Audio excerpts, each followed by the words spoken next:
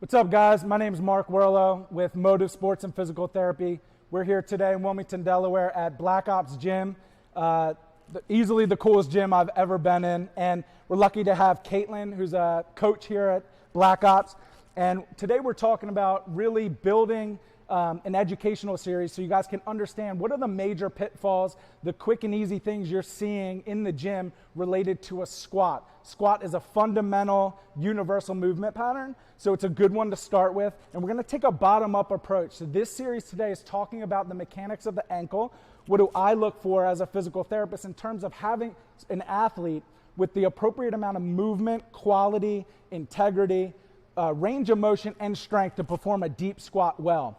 What we're going to do is have Caitlin demo her squat, and then we'll talk about some of those common faulty patterns and what you can do on your own to really assess, do you have the appropriate ankle function to do a lot of the things you want to do in the gym, whether it's with a kettlebell, a lunge, a squat, a dumbbell, barbell, or just body weight alone. So we can learn all this information without any materials, just in the gym. So we'll look at this today. Caitlin, I'm going to have her do just her go-to squat pattern. And this is a good time for athletes to get into a squat and actually feel what it feels like in your ankles. Close your eyes, sense what it feels like to get deep into a squat. Where do you feel it? Do you feel tight in the back of your calves? Do you feel pinching in your ankles? So what we like to employ in the clinic is some clearing tests. Clearing tests are two tests that you can do to find out if you have all those requisite things. What we'll show real quick is I'm going to have Caitlin demo a squat again. This is just a pattern I see commonly. I'm going to have her face the mirror. She's going to go ahead and do a squat. And what we'll tend to find is sometimes this knee will kind of dip inward, and this foot will really want to spin out. So if you ever feel like you're getting into that squat and your foot wants to spin out and that heel come forward and this knee feels all over the place, that can sometimes be an ankle problem that's getting disguised as hip pain or back problems. So go to the ankle even if it's not giving you pain or problems, and make sure you have all the requisite motion. So what we're going to have is Caitlin get down, and this is called a toe-to-wall test.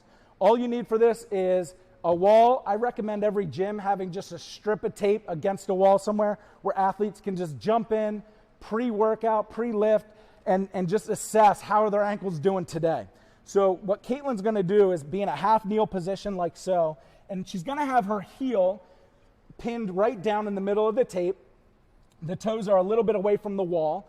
And in order to have good ankle motion for a squat, we need this knee to travel nice and over top of the toes without any compensation. So if we see the knee dive inward, if we see the foot rotate out, those are all faulty patterns. We want to have her just keep that nice pattern and then go ahead and bring that knee to the wall. So how do you know if you have a quote-unquote bad ankle mobility? What you want to do is see the distance from the wall to the toe. So I'm going to have Caitlin just inch back with her foot, and I want to see the farthest distance you can go, Caitlin, before that heel pops off the ground. Good. She's maintaining that good integrity. The knee's going right over the middle of the foot. It's not diving in, not diving out. So we'll take that measurement. You can just mark it with a pen, and then you want to compare to the other side. So I have Caitlin come into the other side, and let's say she gets into this position. She goes, holy smokes, I can only go half as far, and now I'm straining at my hip and knee and everywhere just to get that knee to the wall. Well, then you know you've got to address some of this ankle flexibility, okay? That would be a failed test. If they're symmetrical, the benchmark we want to look for is about 5 inches from the wall, okay? If you could clear 5 inches, we feel good about having our athletes get into at least the depth of the squat without the ankle being a concern from a motion standpoint. So I'm going to have Caitlin stand up. Let's say you're at home, you're watching this video, and you're not sure if you're ready for a gym setting. You're a little intimidated by getting under a barbell or something like that. You can test your body weight squat, see how it feels again, and then the home test we'll do is having something for balance. What I'm going to have Caitlin do is she's going to place her right foot in front of her left, and she's going to hold that for balance. Okay? So you set this up at home. And what we're just asking Caitlin to do is I want her to try to bend her left knee as far as she can, very similar. Let the knee glide straight over the foot, and it's going to go as far as it can without the heel popping up. So now our benchmark is going to be this ankle right here. If Caitlin can get her knee to that ankle, then we call that a cleared test, and she's not positive for any dysfunction, okay? So I'd have her check the same side. If there's asymmetry, we like to treat asymmetries because squatting is a symmetrical movement. So if you have asymmetries and then you take those to a symmetrical platform, you're going to find dysfunction. It may not be in the ankle, so you should check it.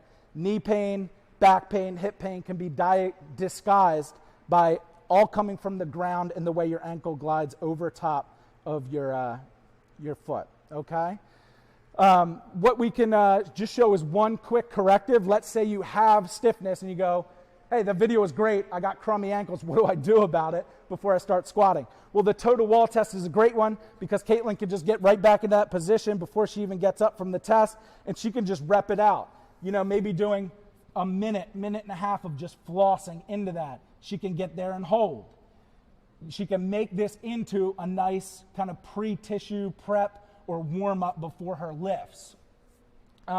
Another one we'll have athletes do is if you feel like your ankle's really, really tight, not getting anywhere, we can apply a little bit of resistance. So all I'm going to do is if you have access to a power band, you're in a gym like Black Ops, most of these are very plentiful. So I'm going to have Caitlin come around here, and what she's going to do is get back into that same position, okay?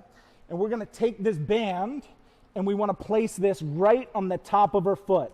And if you can see, very critical that I'm not covering this ankle bone. We don't want to be on top. We're right on the foot. And she can shuffle out and get as much tension in this as possible, okay? And now what we want her to do is those same principles. Heel stays down. She can put her hands on her knee and apply a little bit of force going forward and just gliding that, maybe doing some prolonged holds. So best way to do this, get in a squat, see how it feels. You should feel comfortable as deep as you can go. If you're having problems, do these tests. If you fail them, do these quick little fixes and then retest that squat. If you're finding that you do all this ankle work and everyone's telling you your hips are still doing something funky, your back still hurts, you don't know why you're feeling what you're feeling, that's a good time to step away from the ankle. So we're going to do more series here. We're going to work kind of from the ground up, so as we get more north, we'll find what problems occur at the knees and at the hips. If you're having these issues, contact the coaches here at Black Ops. They're all extremely knowledgeable, well-trained. They understand these mechanics. If you're having pain, you feel like you feel threatened in a loaded position under a barbell, and you're at a risk for injury, any of those kind of red flags, feel free to contact your local physical therapist. We work closely with these barbell athletes and fitness athletes at Black Ops, which makes such a great relationship. We want all of our athletes, as the great Greg Cook said, move well, then move often. So we try to employ those, have all those fundamentals so that you can rip it up with weight safely when you're ready. So thank you so much for joining us today. Thank you to Black Ops, and we'll see you next time when we talk about the knee and hip.